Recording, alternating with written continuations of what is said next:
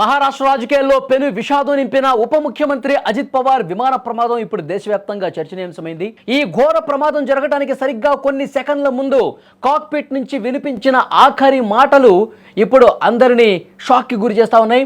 విమానం గాల్లో ఉన్నప్పుడే మృత్యువు ముంచుకొస్తుందని పైలట్లు గుర్తించారని, ఆ సమయంలో వారు పడ్డ ఆవేదన బ్లాక్ బాక్స్లో వాయిస్ రికార్డర్లో నిక్షిప్తమైందని అధికారులు వెల్లడించారు. విమానం రన్వేకు అత్యంత చేరువలో ఉన్న తరుణంలో అకస్మాత్తుగా ఏదో సాంకేతిక లోపం తలెత్తినట్టుగా ప్రాథమికంగా సమాచారం వస్తుంది. విమానాన్ని నియంత్రించేందుకు పైలట్లు శాయశక్తుల కృషి చేసినప్పటికీ ఫలితం లేకపోయింది.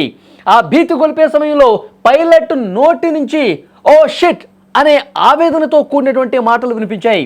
అంటే ప్రమాదాన్ని ముందుగా గుర్తించేశాడు, ఏదో ఇక జరగబోతుంది, మనం చాలా ప్రమాదంలో పడిపోయాం, ఇది క్రాష్ అయ్యే అవకాశం ఉందని చెప్పి అతనికి తెలిసిపోయింది. తెలిసిన వెంటనే అతను రియాక్ట్ అయ్యాడు.